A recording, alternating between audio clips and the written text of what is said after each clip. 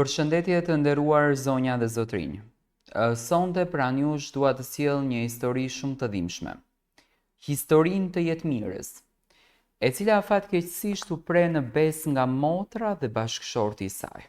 Do të tronditeni nga kjo që do të dëgjoni, është një histori që jetmira ka dashur ta ndajë me të gjithë ju, për besën që sot nuk është besë më. Nëse dikush do të kishte shkruar një roman për mua, askush nuk do ta kishte besuar. Sepse as imagjinata më e egër nuk do të kishte guxuar të ndërtonte një rrëfim kaq të hidhur, kaq të padrejtë, kaq rënqethës. Unë nuk jam një personazh. Unë jam një grua e vërtet, me mish, me gjak, me ëndra të shkelura dhe një zemër të plasur që ende re, jo për veten, por për ti mbirë. Unë u martova me dashuri, e desha burin tim që në shikimin e parë. A ishte gjithçka që unë kisha ëndruar, i kujdesshëm, i qetë, punëtor, me një buzëqeshje që e bënte atë dhe mua të ndjeja se kisha gjetur vendin tim në këtë botë. Filluam jetën së bashku me gjëra të thjeshta, me një shtëpi modeste, pak mobilje, por shumë dashuri brenda saj. Të qeshurat tona mbushnin muret, sytë na ndizeshin kur e shikonim njëri tjetrin, dhe kur na erdhi çuni në jetë, bota jon u bë edhe më e plot.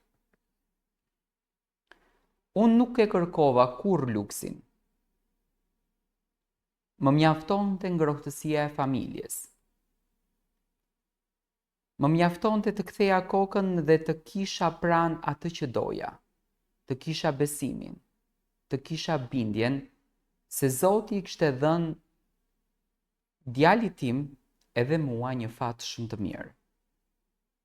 Se dashuria ime ishte e shenjtë, e mbrojtur nga çdo fatkeqësi.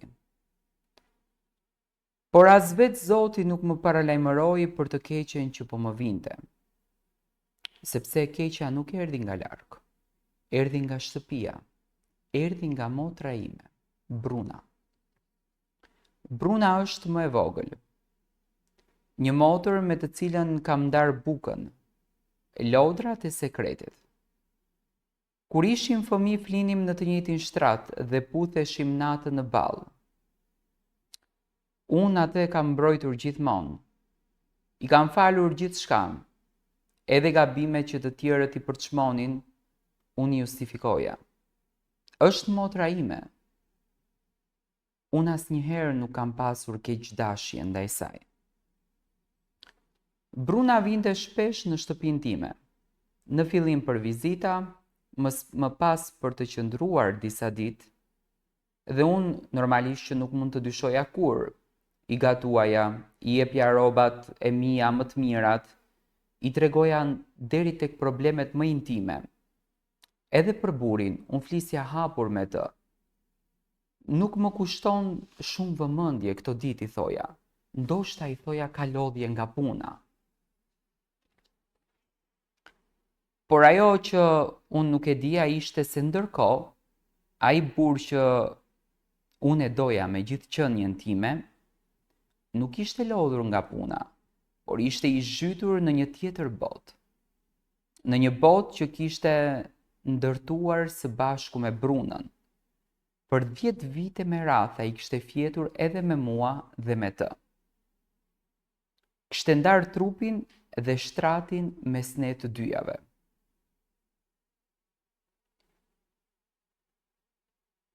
Njërës i thoshte të dua me fjalë, tjetrës me trup.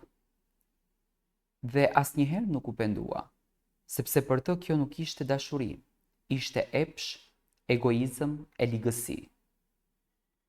Kur unë e mora vesh të vërtetën, nuk qava. Fillimisht vetëm rat fikët. Nuk ndjeva asnjë gjë, vetëm një lloj zbrastie kur i kam hapur syt. një zbrasti që më rinte në stomak si një gur dhe nuk më linte që të marrë frym. Më kujtohej çdo përqafim i tyre, çdo darkë familjare, çdo moment kur Bruna i qeshte dhe buri më thoshte jam me fat që të kam ty. Dhe ndërkohë në heshtje ata të dy ma grien jetën si mint që han nga brenda një trup që ende frymon. Në fillim nuk e besova, e mohova. I lutesha Zotit që të mos të ishte e vërtet. Por faktet ishin aty, mesazhe, biseda, prova, rëfime, dhe atëherë ndodhi ajo që nuk pritej. Buri nuk më kërkoi as faljen, as nuk uli kokën, thjesht iku. Më la një letër të shkurtër dhe doli nga dera me Bruna në krah, pa u kthyer, pa një fjalë, pa një përqafim për djalin e tij, pa një më fal për mua. Më e rëndë se gjithçka ishte fjala që Bruna i tha para se të ikte. Në këtë rast më tha mua, ti e ke fajin pse nuk të do. Ajo fjali më ngulit thik në zemër, sepse nuk ishte vetëm një tradhti, ishte një shpërfytyrim i gjithçkaje që unë kisha besuar. Ishte si të më thonë që gjithë jeta jote ka qenë një gënjeshtër, se nuk e vlejtur, se je haruar dhe mbi të gjitha se motra, personi më i afërt në këtë botë, të sheh si një pengesë, jo si një shpirt të njëjtë me të. Sot unë jetoj në Greqi. Nuk ka shumë, por kam djalin. Ai është e vetmi arsye që unë zgjohem në mëngjes, që gatuaj, që punoj, që luftoj. Në sytë e tij unë shoh shpresën dhe përkundër gjithë dhimbjes, ai më mban në këtë jetë. Edhe më pyet shpesh, mami pse nuk është babi me ne? Dhe unë hesht, nuk kam fjalë për një fëmijë që ta kuptoj ferin e një nëne. Shpesh ri vetëm natën dhe mendoj, çfarë gabimi bëra? A isha naive? A e doja shumë?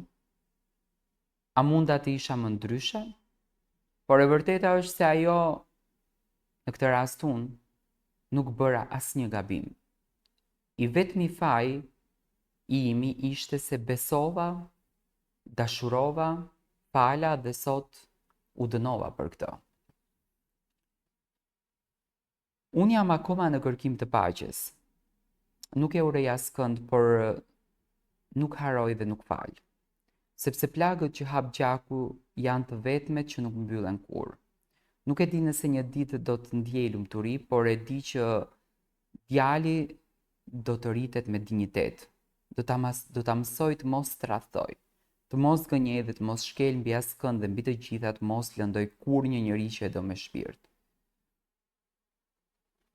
Në fakt, kjo është historia e jetmirës, një grua që në fakt luftoi pafund për të ndërtuar familjen e saj dhe më në fund u tradhtua nga motra, nga ajo që nuk e priste kurrë.